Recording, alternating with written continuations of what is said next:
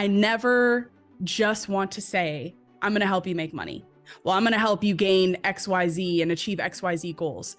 Because a lot of what I believe in is in order to get all that external stuff, you have to work on your internal growth. You have to develop your mindset and step into this different kind of headspace, the 2.0 version of you that can take you there. If you're ready to boost your confidence and avoid burnout, then stay tuned. Entrepreneur and success coach Angel Marie is here to help you do just that and more. This is the Launch Your Business podcast, because we know starting a business is challenging, but it doesn't have to be confusing. Each week, we'll give you the tactical advice and the necessary tools to scale your business without feeling burnt out. I'm Terry Rice, business development consultant and staff writer here at Entrepreneur Magazine. Let's dive in. Hey, if you heard me talk for a while, you know I always say that a negative mindset will take your chance of success way before any external obstacles.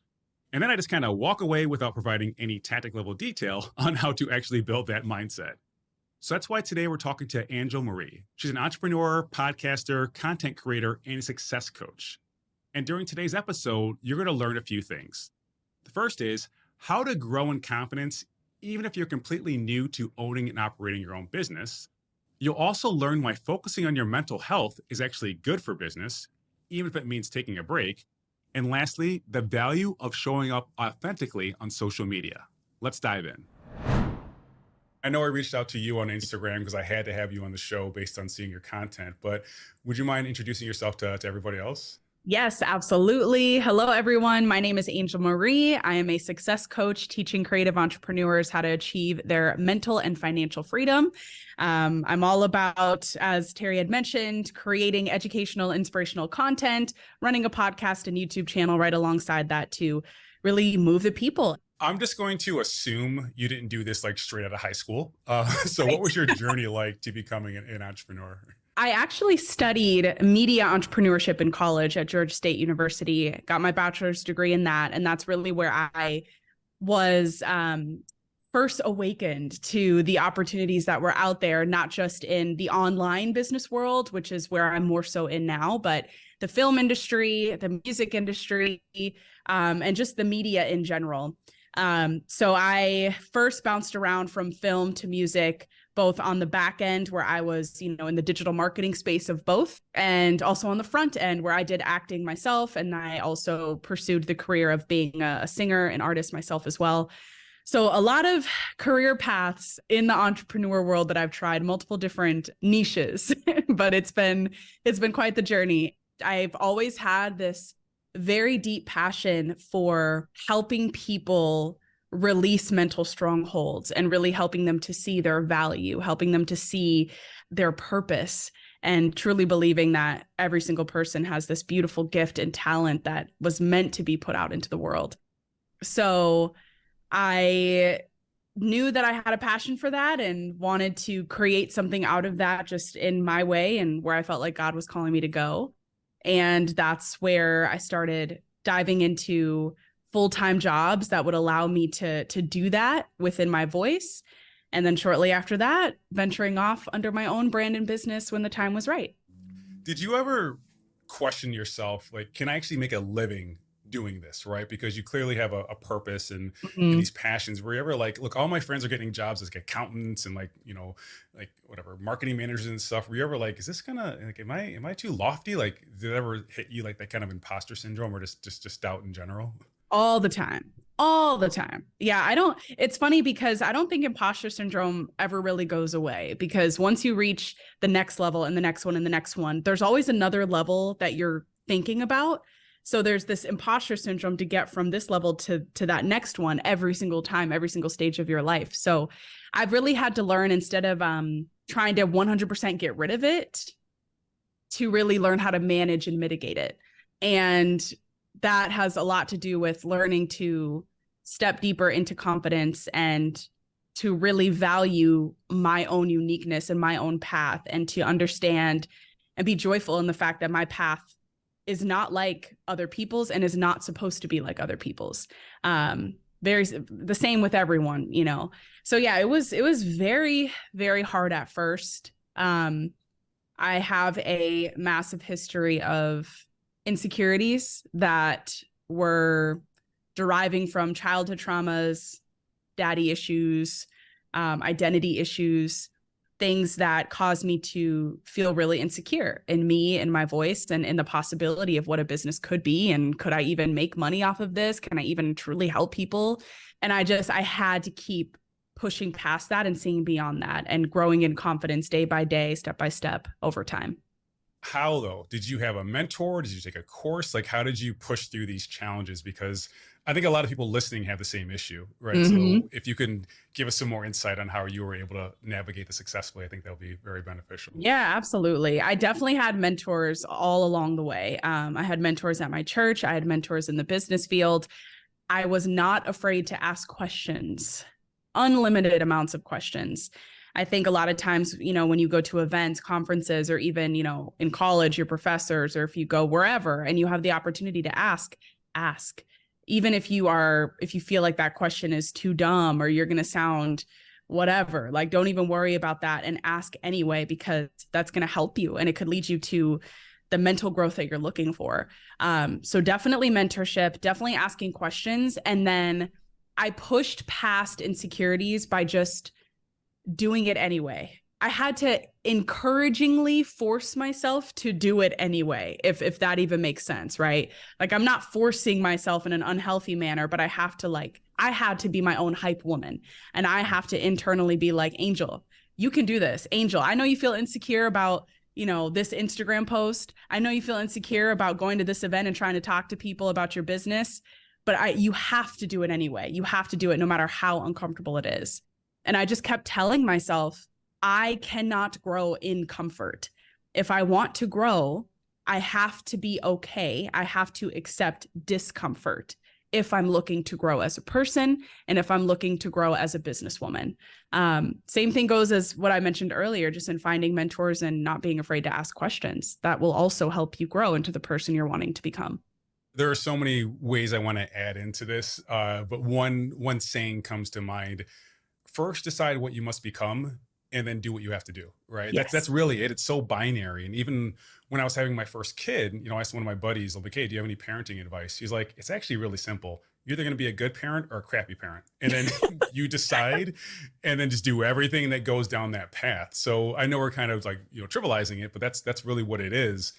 And the last thing I'll say, because like there was so much going through my mind as you were talking, we recently had Amy Porterfield on the podcast, and she was talking about her new book, 2 Weeks Notice. And I was asking her, you know, how can you encourage people to get the confidence to quit their jobs and start entrepreneurship? Yeah. And she's like, you can't always be confident because confidence comes from past experiences. So if you've never had these experiences to say, I deserve to be in this room, you can't rely on confidence. You have to rely on courage. And that's exactly what you just said. You're like, hey, I'm going to push this button anyways, even though I'm unsure. I've never done this before. So I'm glad to talk to both of you about this because we have to redefine how you move forward. It's not just be confident. It's like, hey, maybe you can't, but you can't get stuck because you're not confident either. Exactly. And that is progress over perfection, right? Like you had mentioned, you know, the analogy of pushing that button. You have to be okay with the progression of constantly pushing that button until, you know, the forceability of you like being like, oh, should I push it? Should I press it? Should I press it? That starts to become less and less, to where the more you progress and the more you do it, it starts to be like, okay, I'm ready. Let me press it. Oh, press it again. Oh, press it again. And there's just more of this piece that comes with it because you're progressing towards confidence rather than trying to be perfect and getting it right away. Because as Amy Porterfield mentioned, and what I believe too, it's not going to come so easy and it just takes time. I just realized the three of us are all speaking at the same conference next month. So we'll talk about that. Oh, are we really? I love it. Yeah, yes. Amy's going to be there too. We'll talk about that in a moment. But yeah, the last thing I'll say on that is when I'm feeling like any kind of imposter syndrome, like maybe it's about like pushing send on an email or a post, I just think to myself, like, I'm not going to let that stop me from supporting my family, right? This is how I make money. So when you just know what's on the line, that can give you more courage as well.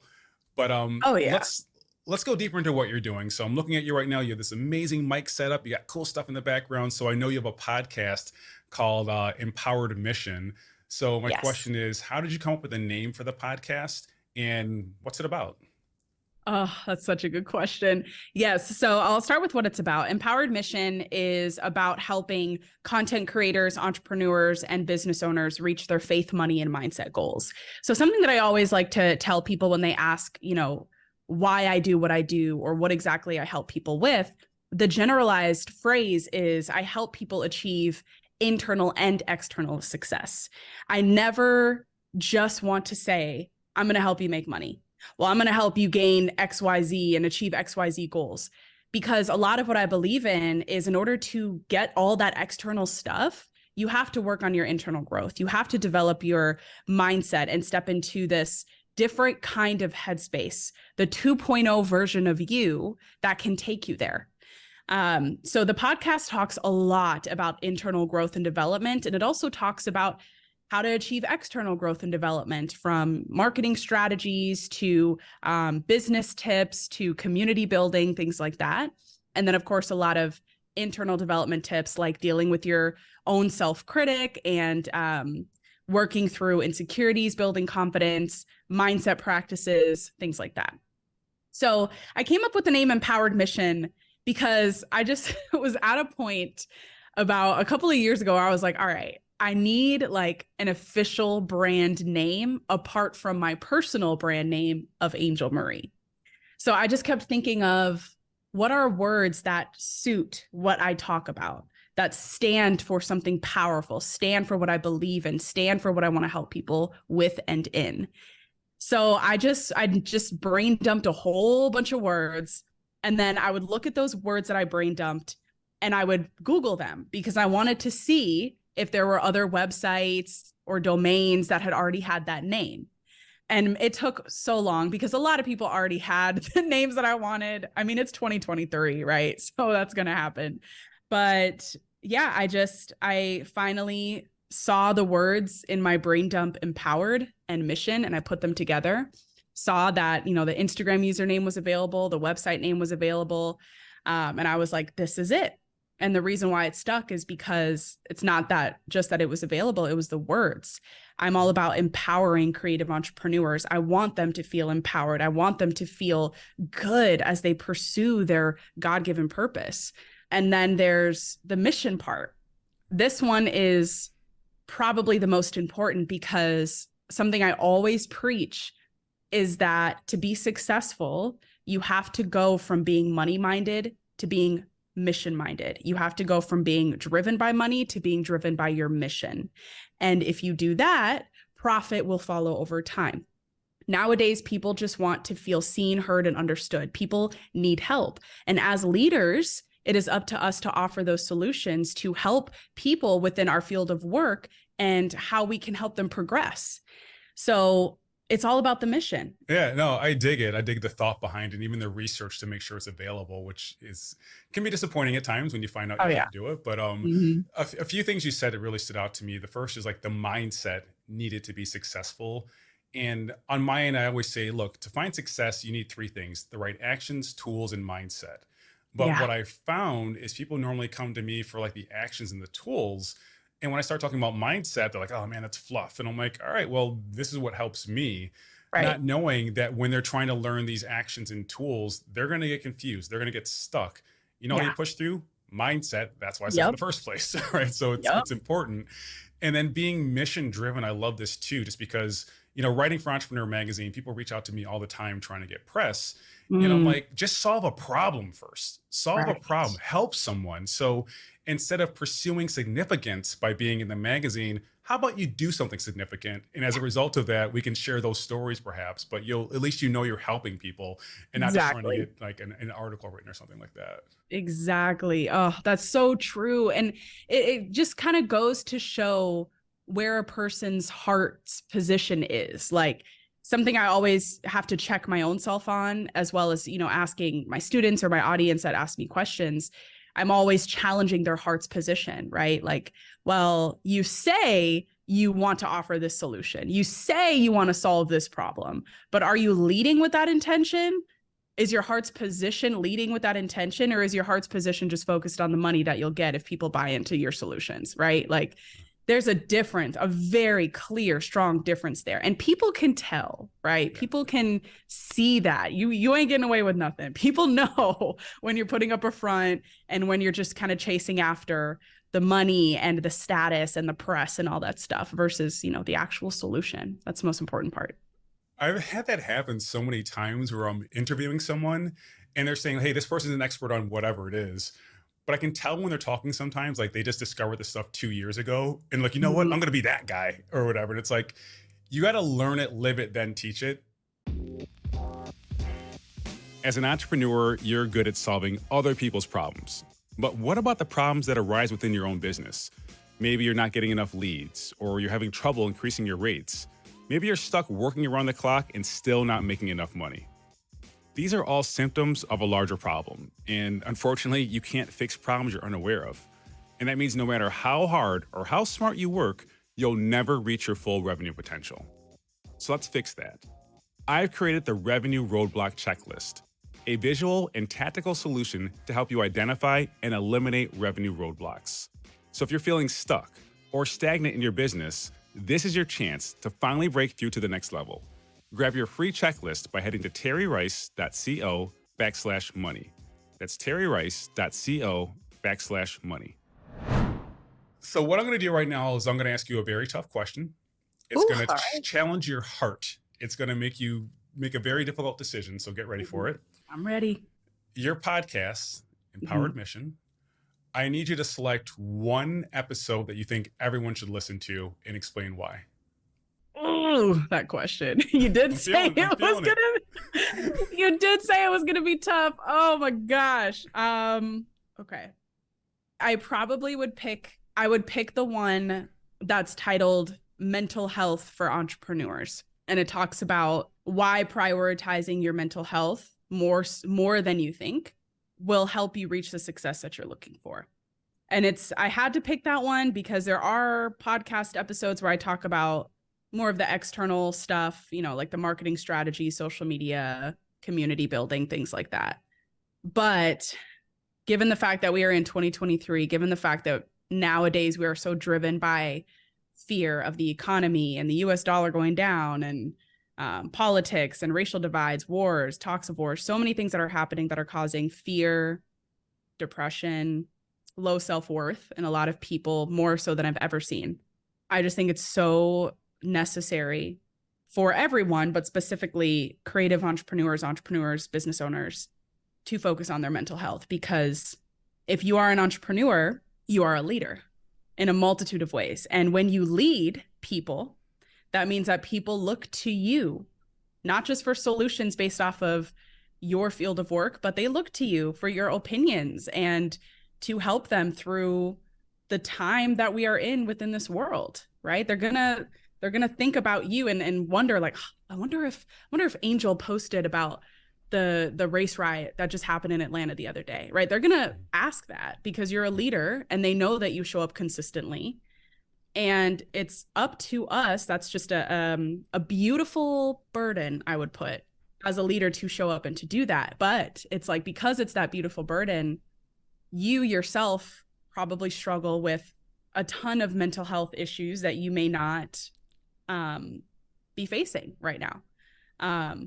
So I think that it's just so important right now for everyone, but especially leaders that are showing up and helping a multitude of people to really focus in on their well-being and their mental health so that they can sustain not just the entrepreneur journey, but they can sustain the length of living a joyful life. Yeah, I think it almost seems trite and maybe even callous to just keep on going with like your standard operating procedure. Okay, on Mondays I talk about this, Tuesdays I talk about this. You got to grow your brand, you got to do this, so on and so forth. Like when there are major things going on in the world that you're ignoring and not realizing that it's impacting your audience. And I'm not saying you have to go like to every protest in your neighborhood or something, but right. If you're trying to build a personal brand, the things you talk about reflect your values, your morals, and your ethics. And that's why I strongly believe that 5 years from now, character branding will be far more important than personal branding. Yes. Because personal branding can be easily manufactured and influenced, but your character shines through in your actions and your words that you do consistently. So that's why I lean more into character branding than personal branding. Oh, I love that. That is so well said. And it's so true. Man, I love that. I'm going to be thinking about that phrase. I really am. Yeah, take it, take it. So let's talk about when we're going to meet up in Yeah. Boise at this amazing conference by ConvertKit. Do you mind sharing what you're going to talk about there? Oh, yes. So I'm going to be talking about what it looks like to launch this new version of your business, but also launch this new version of yourself. So it's really a reflection of what my purpose is to my audience of focusing on that internal and external growth. So I'm gonna talk a lot about the steps in finding and discovering more about you and more about your calling, and to really step into this new season and this new phase and to gain success there from a new entrepreneur standpoint. So I wouldn't say I'm a new entrepreneur, because I've been running a business and doing all the online things for a while, but I am a new full-time entrepreneur. I'm about 9 months in, and I have a lot to share within that new journey for people at Craft and Commerce that are still working 9 to 5s and have a side hustle and are wanting to venture off into full-time entrepreneurship themselves. But I also have a lot to share to successful entrepreneurs in the room who are looking to maybe go from, founder to CEO, or who are looking to step into the 2.0 version of themselves as well. So I'm excited. I have a lot to say. And of course, just bringing up how much ConvertKit has helped me within that journey. I'm really excited to share those details.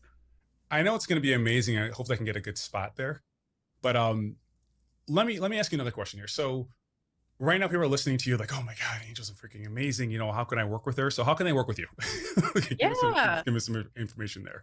Yeah, absolutely. There are so many different ways to work with me. Whether it's one-on-one coaching, I also have a membership community that has multiple different tiers and options for people, no matter the financial situation. And there's a couple of mastermind groups that I'll be launching in the future. So a wide variety of options, all of which you can find on my website at itsangelmarie.com. Or you can go ahead and just shoot me a DM on Instagram at angelmarieofficial. I'm very good at responding to my DMs if you give me like at least 24, 48 hours. So if you have questions about coaching, if you have questions about business, or if you're just needing a simple word of encouragement, I'd be happy to help you out. So just shoot me a DM.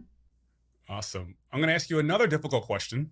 Uh-oh. It's not going to be as hard as the last one, but you made a really good point about being a relatively new entrepreneur. And I think you're a great model for people to follow, because there are plenty of entrepreneurs out there who are successful, but if they blew up in the 90s and have just been benefiting it from since then, they can't tell you how to launch, in 2023.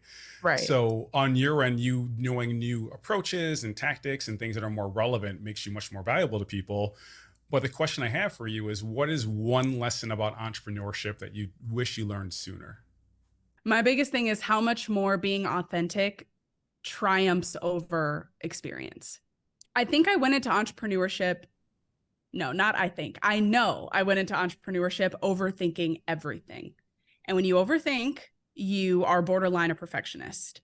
And when you are a perfectionist, you tend to burn out much quicker, because if things are not up to your perfect standards, then you start to you're triggering your own self-critic, right? You're telling yourself you're not good enough. You're telling yourself this content is good enough, this, that.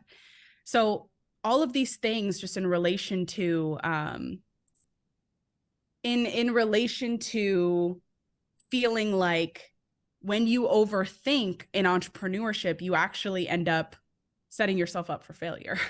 And I think that it's important to plan. I think that it's important to have strategy. It's important to constantly be growing and studying and learning and all that stuff. But at the end of the day, you just got to go. You just got to do, and you just got to be yourself throughout that process. And I know we hear that phrase a lot, just be you, be you, be you.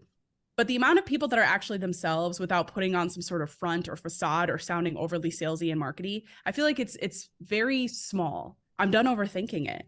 I'm just going to step into my authentic self, what I want to say, how I want to say it, and helping my audience with just that. And one of the things that I stopped doing to help with that is batch creating. When I would go to post on social media or when I would go to create a podcast episode, I wouldn't plan as much. Like there are many times before I create a podcast episode, I don't even have a plan yet. I just sit there, I'm right in front of my mic. I sit there for about 10 minutes and I just think, what does my audience need today? What have I heard? What questions have I heard? What conversations have I had? Where are their struggles lying in this particular week? And why is that? And how can I talk about it right here, right now? And that really helps me just be authentic because I didn't plan. I don't know what I'm going to say. And it helps me use my voice and be confident in using my own voice right then and there. Same thing goes for social media content. I stopped planning. I stopped batch creating. And I think that there's a time and place to plan, but there's also time and place to just be authentic and go with it and show up for your audience no matter what. Stop overthinking and just go. Well, imagine you didn't have a plan going into today's podcast episode, but thank you very much for everything you shared. I know it's empowering for me and everyone listening. So appreciate it. And once again, please remind us where we can learn more about you. Yes, absolutely. So you can learn more about me on my website at itsangelmarie.com. And you can also learn more about me on Instagram and TikTok at AngelMarieOfficial. Awesome. Thanks so much. I appreciate it. Thank you. Okay, and that is our show for today. Lots of great takeaways here, but my hope is that you discovered how important it is to take care of your mental health. And I know you've heard this before, right? There's that saying, if it costs you your mental health, it's too expensive. That's true though, right? It sounds trite, but it's true. So one way to avoid burnout is just to check in on yourself on occasion, right? So when you're doing your work, how are you feeling? Do you feel drained? Do you feel anxious? If you answered yes to either one of those, take a break. And also, do you actually put breaks on your schedule, right? So every 3 hours or so, whatever time feels right, do you get up and go for a walk, drink some water, whatever it is? You want to make sure you do that so you could avoid burnout before it even comes. And I remember back on episode 2, Nir Eyal said something that really stood out to me. He said, look, there's nothing wrong with even binge watching Netflix so long as you planned for it, right? So all those things you enjoy doing that might seem like, they're just entertainment based or whatever, it's okay to do that. You're not a robot so long as you plan for it, kind of like a robot. So those are your marching orders. Check in on yourself on a regular basis and proactively schedule breaks. And if you're looking for something to watch on Netflix, I've been binge watching Working Moms and I highly recommend it. Thanks again for listening, and I'll catch up with you next time. Apply what you've learned on today's show. You'll find the show notes and more resources at terryrice.co/podcast. Again, that's terryrice.co/podcast. And the best way to support this podcast is by subscribing, telling a friend, and leaving a review. Also, you can get more tips by following me on Instagram at @itsterryrice or follow me on LinkedIn. This episode was produced by Josh Wilcox of Brooklyn Podcasting Studio and edited by Dan Lardy. Special thanks to my wife, Dominique, for keeping our kids relatively quiet as I recorded. Thanks again for listening. I'll see you next time.